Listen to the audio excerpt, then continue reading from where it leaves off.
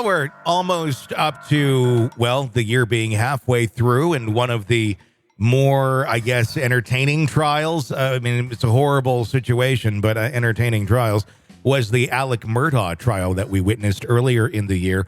And Judge Clifton Newman, who I really liked, I thought he was a very good judge on that case, had kind of a sense of humor, kind of kept things going, and seemed very fair for what it was.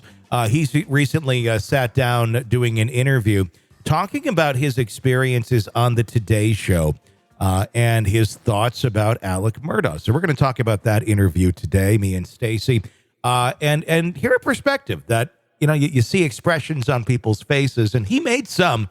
It's now interesting to kind of go behind that curtain and understand exactly what was going through his mind while sitting on the bench as all of that chaos unfolded.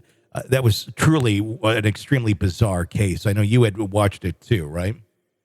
Yeah, I did. And what I found fascinating was that Alex was he was an attorney. So he knew the ins and outs of a courtroom. He knew exactly how to manage all of it. And it's got to be fascinating from the judge's perspective to be sitting there and seeing somebody. I mean, it's almost like a doctor performing surgery on another doctor, just kind of a weirdness, a weird thing that just sits over the courtroom, It's what this person knows inside baseball, essentially, and how are they going to use their expertise to their own advantage? Because clearly he's always done that in every aspect of his life. And he certainly did make an attempt. I will give him that. He made an attempt. He put himself on the stand, which was probably the dumbest thing he could have done. Right. But when you're a narcissist and you think that you can do it, he made a shot. I mean, he certainly acted. He acted, there was the snot flying everywhere. And I got to say, he did put on quite the performance. It wouldn't be one of those performances, though, if you're auditioning someone for Broadway. You'd be like, yeah, I don't think so. But you know what? There's the community theater down the road that really needs someone right now. You may need to start as janitor, but you might work your way up into like man number 8 on the background of A Christmas Carol or something at some point with your acting skills. But he really had a lot of passion while he was performing, And that sells people. I mean, just look how many people are super passionate that can sell shit just by being passionate and being excited about talking about something. I mean, I got to tell you right now, I have this new product, Stacey, that's amazing. It allows you to understand what your cats are saying just by holding your phone up to it. And if I told you that this was available right now, and it's not $200, it's not $300, it's 7 easy payments of $49.99. What would you say? I'd be like, and what's the name? Because I'm on the App Store and I can't find it. It's the Cato Speaker. The Cato Speaker is what it's called. And we can make this happen right now. And you can, I'll tell you what, if 7, let's make it 4 payments right now. Okay, yeah. But if you order now, you'll get another one free. Oh, but wait, there's more. You'll also get a set of 7 juicers that you just stick into the orange and then juice comes out. And we're going to throw in the Miracle Blade 74. That's how people work. That's how people operate. They're just like, oh, this is amazing. And this is why I worked in marketing for a long time. I had a marketing company and I eventually got sick of it and just started talking about horrible people on podcasts. But one of my biggest downfalls in that, and it worked great. I was very successful at it, and it allowed me to live a nice life. And then I got into this. But my biggest thing was it was hard for me to look at things from other people's perspective or a consumer perspective because I see the bullshit in everything. Yeah. And it's very hard for me to see something and go, yeah, people are going to see right through. They're not going to see through that. I always assume people will see through the bullshit when in reality, 90% won't. It's always me putting myself out there saying, yeah, everybody's going to see through that. But no, they really won't. So that was, I was good at the creative, not so much the marketing execution of it. Well, and people are, once they feel like they're getting a bargain, that they're getting more than what they paid for, they're sold. So if you can throw in everything, if you can give them that feeling that they're getting more than what they bargained for, they're all in. I was also horrible at the selling ass. I'm not a salesperson, and I never made a cold call in my entire career. People always came to me through referrals and stuff because they liked the creative that I did. But in that time period as well, people will be like, what do you think about this? And I guess I probably should have been using, more salesy tactics, but I don't like lying to people. So I'd always be like, that's a horrible idea. Like, here's why it's not going to work. No, don't waste your money on that. They're like, we want to spend this much money on this radio station. Like, that's a bad idea. Like, they're not even your demographic. Like, I could be like, great idea. Yes, let me take your money right now and we'll buy whatever the hell you just spew out you think you want. But I would talk myself out of so many deals because I would be too honest, and then they wouldn't like the opposition of somebody telling them that they were wrong. And then they'd go to somebody else who would just say yes, and then they'd, make their buy and waste a lot of money. But I don't know. I was always just like too raw about it and honest.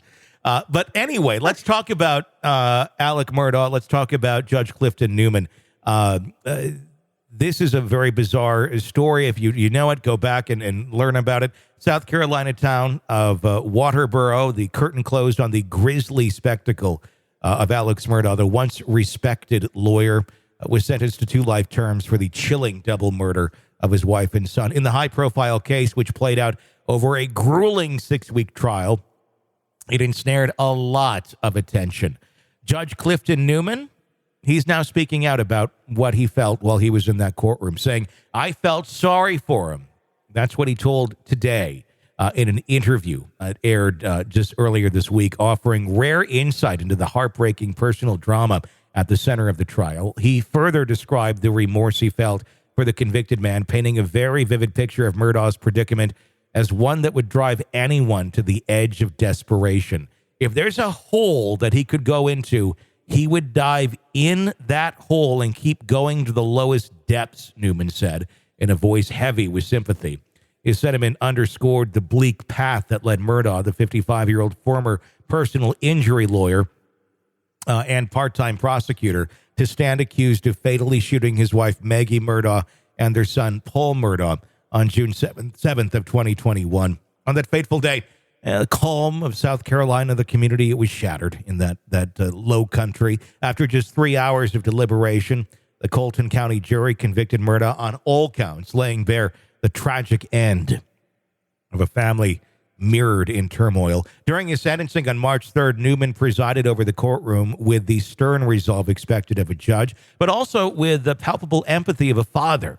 He told Murdaugh that the memory of his son and wife would haunt him, an eerie specter that would trail his every waking hour and disturb his sleep, a chilling reminder of the horrific act that he had committed.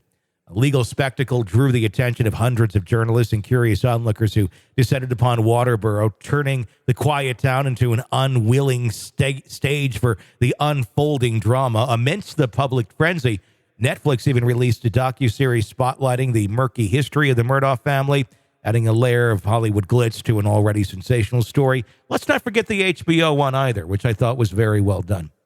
Yet for Judge Newman, the widespread interest came as no surprise. After all, the case was stuffed with thrillers, a high-profile lawyer, tragic death of a wife and a child, allegations of embezzlement, and a sordid tale of a man's descent into drug addiction.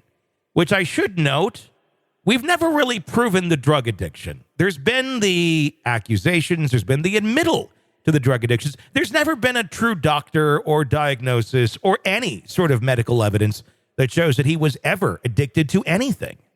Which, you think it was just an excuse? I think it was possibly. I don't know it was to the extent that he claimed it was, because I don't think he'd be functional if it was to the extent that he claimed it was. And I know people go, well, you build up a tolerance. Yes, you do, to a certain extent. But the human body can only take so much. Yeah. And at some point, I don't care who the hell you are, it will give out. And his obviously did not. Murdaugh, who was disbarred for financial crimes as part of a formidable lineage of lawyers. The Murdaugh family had several as the top prosecutor for 5 counties in South Carolina's Low Country for nearly 9 decades. That's how you get away with things forever. Their name's synonymous with power and influence, and also making people shut the fuck up and never really saying anything about some of the strange misdeeds that may have been going on in the Murdaugh family for 9 decades. However, the family's reign met that bitter end as Murdaugh's web of lies and deceit led to his cataclysmic downfall. Despite the conviction, Murdaugh remained unbroken, a testament to his defiant spirit. Dressed in a tan jumpsuit and shackles, he maintained his innocence till the very end. I respect this court, but I'm innocent, he declared, his voice echoing in that hushed courtroom.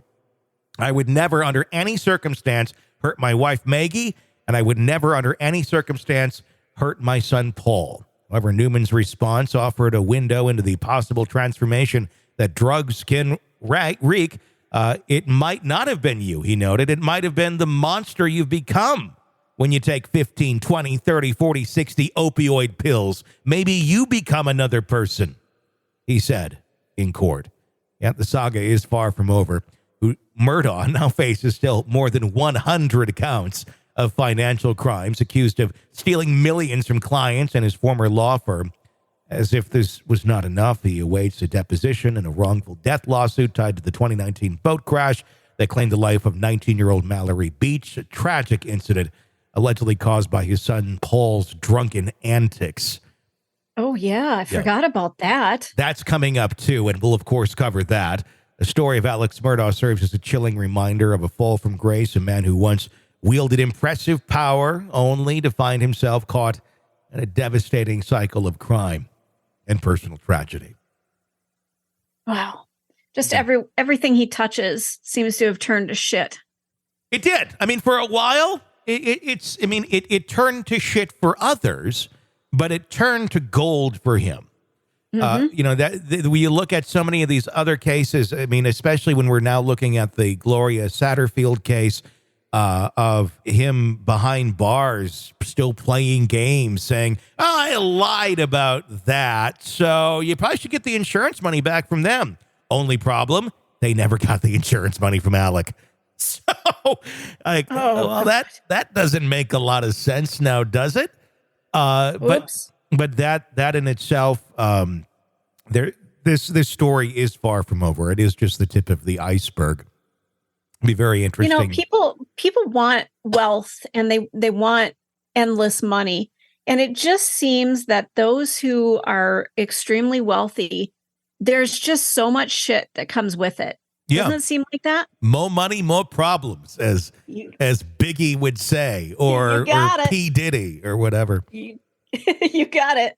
Yeah. I mean, it can be true. I mean, if you get yourself involved in shady shit, it doesn't have to be that way. I think it's just a matter of sometimes they bite off more than they can chew, and they keep seeking extreme amounts because they start creating lifestyles that go beyond the means of what their wealth may actually allow because they're not aware of it.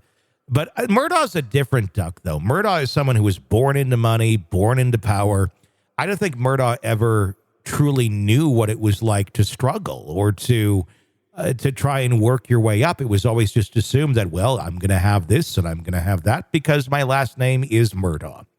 And I think that in itself as well also creates an extreme disillusion with life, probably more so than that of someone who earned it and worked their way up and maybe overstretches a bit and then, oh shit, I'm out of money, like lottery winners and things like exactly. that. And he seemed to be one that just the overconfidence and not knowing your limits and respecting that, he didn't have any of that. And maybe some of his forefathers did, which allowed them to be successful in that county for so long. Yeah, it's a really great point.